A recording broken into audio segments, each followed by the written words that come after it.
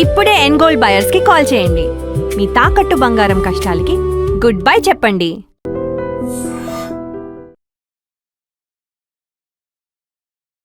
నమస్కారం, welcome to I dream.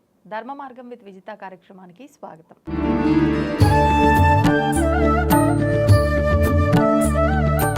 ప్రస్తుతం మనతో పాటు ఉన్నారు ప్రముఖ ఆధ్యాత్మికవేత్త జ్యోతిష పండితులు సుభాష్ శర్మ గారు. ఇప్పుడు గురుగారితో మాట్లాడి మరిన్ని విషయాలు తెలుసుకుందాం. నమస్కారం గురుగారు. శ్రీమాత్రే నమః అండి. శ్రావణ మాసంలో కలియుగ ప్రత్యక్ష దైవమైన వెంకటేశ్వర స్వామికి ఇలాల్చి మాలతో గనక మనం ఒక మాల చేసి వేసి ఆరాధిస్తే, అంటే శనివారాలు విశేషంగా మంచి అంటే లక్ష్మీ అనుగ్రహం ఉంటుందని, మనం చేస్తున్న పూజకి ప్రతిఫలం ఉంటుందని చెప్పి ఈ మధ్యకాలంలో వినడం జరిగింది. అసలు ఇలాల్చీకి వెంకటేశ్వర స్వామికి సంబంధం ఏంటి? ఇది నిజంగా నమ్మచ్చంటారా? మనం ఆచరించవచ్చంటారా? తప్పకుండా తెలియజేస్తారండి. ముందుగా వీక్షిస్తున్న ప్రేక్షకులందరికీ శ్రీమాత్రే నమః, శ్రీ గురుభ్యో నమః. శ్రీయకాంతాయ కళ్యాణ నిధయే నిధయేర్తినాం శ్రీమద్ వెంకటనాథాయ శ్రీనివాసాయ మంగళం. అంటే యాలాకులు అనేటటువంటివి గనక గమనిస్తే, యాలాకులు ఎక్కువగా సుగంధ ద్రవ్యాలలో విపరీతంగా వాడుతూ ఉంటారు. వెంకటేశ్వర స్వామి అలంకార ప్రియుడు అని చెప్పి ప్రతి ఒక్కరికి తెలుసు. స్వామివారికి ఎంత అలంకరిస్తే అంత ముగ్ధ మనోహర రూపంగా కనిపిస్తూ ఉంటాడు. ఇక్కడ మీరు ఇంకోటి గమనిస్తే, మన తిరుపతి లడ్డూలో కూడా యాలాకులు లేకుండా మీకు తిరుపతి లడ్డే తయారు కాదు. యాలాకులు అనేటటువంటి సుగంధ ద్రవ్యాలలో ఒకటి అనేటువంటిది. అలాగే స్వామివారి యొక్క కైంకర్యాలలో మీరు గమనిస్తే గనక అనేక రకాలైన సుగంధ ద్రవ్యాలతో స్వామివారిని అర్చిస్తూ ఉంటారు, అభిషేకిస్తూ ఉంటారు, పూజిస్తూ ఉంటారు. స్వామివారికి వాడేటటువంటి నీళ్ళు ఉత్తవి కూడా ఉండవు. తప్పకుండా అందులో సుగంధ ద్రవ్యాలు వేసే స్వామివారికి అభిషేకం చేస్తారు. మామూలుగా మనం ఇతర దేవాలయాల్లో ఖాళీ నీటితోనే అభిషేకం చేస్తున్నాం, కానీ తిరుమలలో అలా కాదు. తప్పకుండా నీటిలో అనేక రకాలైన సుగంధ ద్రవ్యాలు వేసి స్వామివారిని అభిషేకిస్తారట. అందులో ఒకటైనటువంటిది యాలాకులు. అందులో మీకు గోరోజనం వస్తుంది. అలాగే మీకు చూస్తే గనక ఈ యొక్క అరగజ వస్తుంది. అలాగే ఈ యొక్క అరగజతో పాటు పునుగు తైలము అనేది కూడా వస్తుంది. పునుగు తైలంతో పాటు స్వామివారికి సుగంధ ద్రవ్యాల్లో యాలాకులు అనేటటువంటివి కూడా వస్తూ ఉంటాయి.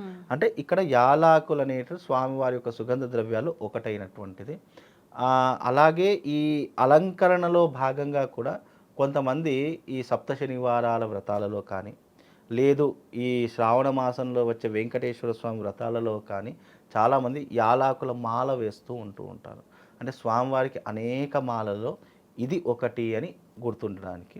అలాగే ఈ యొక్క సుగంధ ద్రవ్యాలు అనేటటువంటివి దేనికి ప్రతీక అంటే, స్వామివారి యొక్క వక్షస్థలంలో ఎప్పుడు లక్ష్మీదేవి కొలువై ఉంటుంది.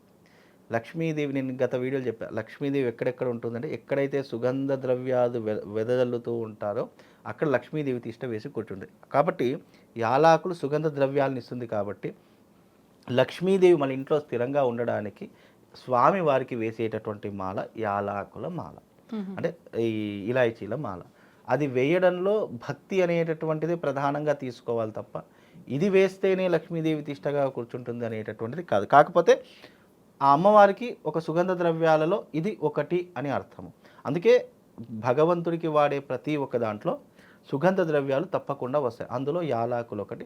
ఆ మాల వేస్తే ఇక్కడ భగవంతుడు సంతోషిస్తాడో లేదో తెలియదు, భక్తుడికి మనస్సు ప్రశాంతంగా ఉంటుంది. అబ్బా, నేను ఈరోజు స్వామివారికి ఇష్టమైనటువంటి ఒక మాల వేశాను అనేటటువంటిది మనిషికి ఒక సాటిస్ఫాక్షన్. అంటే ఇక్కడ రెండు రకాలైనటువంటి విధానాలు ఉంటాయి కలియుగంలో. భగవంతుడికి సాటిస్ఫాక్షన్ చేయాలి అంటే, భగవంతుడిని ప్రసన్న చేసుకోవడానికి మనం చేసే ప్రతి ఒక్క పూజ, ప్రతి ఒక్క అలంకరణ, ప్రతి ఒక్క విధానము భగవంతుడు ఎప్పుడెప్పుడు మన మీద దయ కల్పిస్తాడు అనేటటువంటిది ఒక మార్గం అయితే, అరే ఈ రోజున భగవంతుడికి ఇష్టమైనది వేశాను కదా, తప్పకుండా భగవంతుడు మనకు అనుగ్రహిస్తాడని మనలో ఉన్నటువంటి సాటిస్ఫాక్షన్ ఒకటి. కాబట్టి ఇక్కడ రెండూ కూడా ధర్మబద్ధమైనటువంటివి, న్యాయబద్ధమైనటువంటివి. కాబట్టి అలా ఇష్టమైనటువంటివి వేస్తే తొందరగా ప్రసన్నుడవుతాడు, తొందరగా మన వైపు ఒక చూపు చూస్తాడు అనేటటువంటి విధానంతో ఈ యాలాకుల మాల అందులో ఒక భాగము అని చెప్పుకోవచ్చు. సంఖ్యమైన చూసుకోవాలండి, 27 కానీ 28 కానీ లేదా 108 కానీ చేసుకోవచ్చు. అంటే వాళ్ళ శక్తి అనుసారం. ఎందుకు అని అంటే గనక ఇక్కడ సాంఖ్య అనేటటువంటిది ఏంటి అని అంటే గనక, భగవంతునికి మనం అష్టోత్తరము అని 108 సంఖ్యను ప్రధానంగా పెడతాం. అందుకే మనం ఏ సంఖ్య చెప్పినా 108 చేసేయండి అని చెప్తుంటాం. అంటే ఎగ్జాంపుల్గా చెప్పేస్తూ ఉంటాం.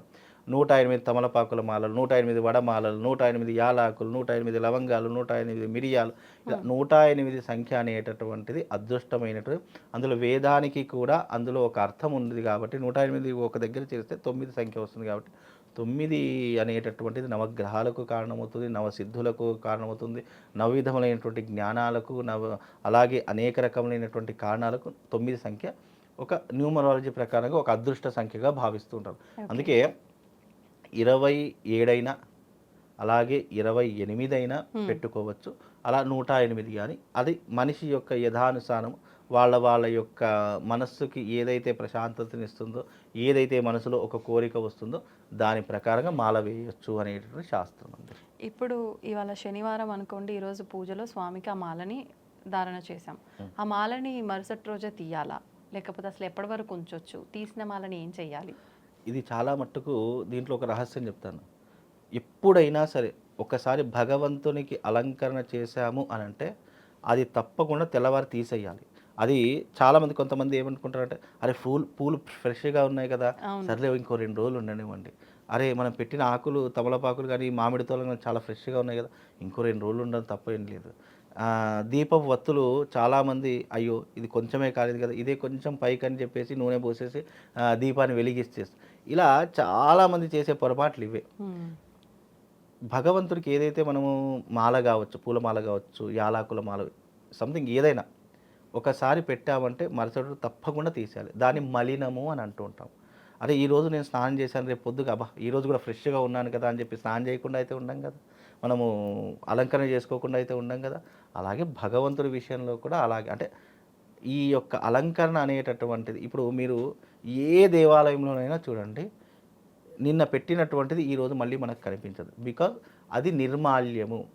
మళ్ళీ మీరు ఎప్పుడైనా గమనిస్తే ఎందుకు అది నిర్మాల్యము అని అంటే, భగవంతుని చూడడానికి అనేక కళ్ళు, కొన్ని పాజిటివ్ ఉంటాయి, కొన్ని నెగిటివ్ ఉంటాయి, కొన్ని దుష్టశక్తులు ఉంటాయి, కొన్ని మంచి శక్తులు ఉంటాయి. ఇలా భగవంతుని దగ్గర కోరుకున్నటువంటి కోరికలన్నీ కూడా ఏమవుతాయి అంటే అవి ఆ విగ్రహం మీద ఎఫెక్ట్ పడిపోయి తాను శరీరం మీద వేసినటువంటి పూలన్నీ కూడా మాలిన్యంగా మారిపోతూ ఉంటాయి. అందుకే వాడిపోవడం కానీ, ఏ పుష్పమైనా సరే చెట్టుకుంటే అది చెట్టుకు ఇంకో 2 రోజులు ఉన్నా అది ఫ్రెష్గానే ఉంటుంది. గులాబీ చెట్టు అనుకోండి, ఒక పువ్వు పూస్తుంది, ఒక 2 రోజులు తెంపకపోయినా అది అలాగే ఉంటుంది తప్ప ఎలాంటివి వాడదు.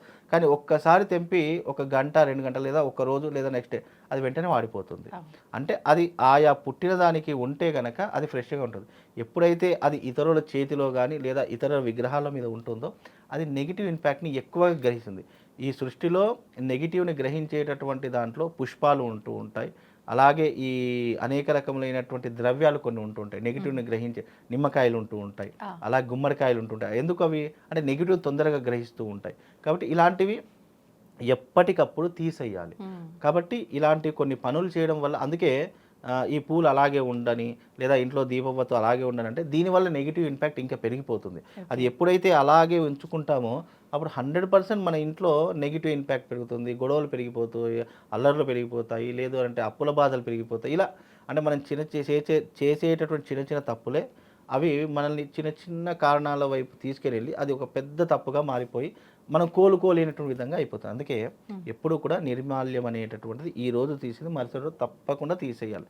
ఒకవేళ బాగుంది అనుకో, భగవంతుడి దగ్గర ఉంది కాబట్టి నువ్వు తల్లో పెట్టుకుంటావా, లేదా ఇంట్లో నువ్వు అందంగా దాచుకోవడానికి ఒక ఫ్లవర్ రాష్లో పెట్టుకుంటావు, అది వాళ్ళ ఇష్టం. లేదా ఈ యొక్క పూలదండలు ఉన్నాయి, చాలామంది వాళ్ళ పెట్టినటువంటి పూలదండ గుమ్మానికి కట్టుకుంటారు, అది మంచి శుభానికి సంకేతం. ఇలా చేసుకోవాలి తప్ప నువ్వు అది ఫ్రెష్గా ఉందని చెప్పేసి అదే రకంగా కంటిన్యూ మాత్రం చేయకూడదు. ఇప్పుడు పువ్వులు అంటే సరే వాడిపోతాయి, ఇలాచీలు అంటే ఆహార పదార్థాల్లో యూజ్ చేయొచ్చు. కాబట్టి ఆ ఇలాచీల మాల మనం ఇంట్లో పొడి చేసి పెట్టి నైవేద్యాలు తప్పకుండా వాడచ్చు. ఎందుకంటే భగవంతుడు సమర్పించిందే కదా. అంటే మళ్ళీ భగవంతుడికి సమర్పించింది మళ్ళీ నైవేద్యంలో పెట్టకూడదు. ఎందుకు అని అంటే అది మనం అదే సుగంధ ద్రవ్యాలు ఒకటి మనం టీలో వేసుకోవచ్చు, కాఫీలో వేసుకోవచ్చు, లేదా మనం స్వీట్ ఏదైనా పదార్థం చేసుకోవడం, తీపి పదార్థం అది తినడానికి మనం వాడుకోవచ్చు. ఇలాంటి పదార్థాలు వాడుకోవాలి తప్ప ఒకసారి భగవంతుడికి ఏదైనా అర్పించామనుకోండి, అది ఇక మరుసటి రోజు మళ్ళీ నేను అదే వేరే రకంగా అర్పిస్తానంటే కుదరదు. అది ఒకసారి సమర్పించామా అది అయిపోయింది, మళ్ళీ అది మనం తీసుకున్నామా అది ప్రసాదం కిందికి అవుతుంది. కాబట్టి ప్రసాదం అనేది ఒకసారి సమర్పించింది మళ్ళీ మనం అది చేత్తో ఎప్పుడైతే తీసుకోవడం మొదలు పెట్టామో అది భగవంతుడు మనకి ఇచ్చినట్టు ప్రసాదంగా భావన చేసుకోవాలి తప్ప అది ఫ్రెష్గా ఉంది ఇంకో 2 రోజులు వేసుకున్న మళ్ళీ దాన్ని వేరే రకంగా భగవంతుడికి పెడదామంటే అది కుదరదు. అది మనమే ప్రసాదంగా తీసుకోవాలి. అది నువ్వు ఏ రకంగా మలుచుకుంటావు, ఏ రకంగా దాన్ని మార్చుకుంటావు అనేది నీ చేతుల్లో ఉన్న పని. స్వీట్లో వేసుకుంటావా, టీలో వేసుకుంటావా, కాఫీలో వేసుకుంటావా, అది మన ఇష్టం. ఓకే, ధన్యవాదాలండి. శ్రీమాత్రి. And for more videos, Please subscribe to iDream. Please subscribe to iDream. Please subscribe iDream. And please subscribe to iDream. For more videos, subscribe to iDream. please like, share, and subscribe to the channel. Congratulations, iDream. Subscribe to iDream. Subscribe to iDream. So subscribe to iDream Media. iDream की iDream team अंदर की huge congratulations. Please subscribe iDream Media. Please subscribe to iDream. Subscribe iDream. Please subscribe to iDream. iDream అంటే నా కళల ఛానల్ను subscribe చేసుకున్న నోరు తిరుగుతలేదు, మీరైతే గంట గుర్తు కొట్టండి. For more such videos, please subscribe to iDream. Subscribe to iDream. Please subscribe to iDream. Please subscribe iDream Media. Please do subscribe to iDream. Please subscribe to iDream Media. For best entertainment and information, please subscribe iDream. And don't forget to subscribe to iDream.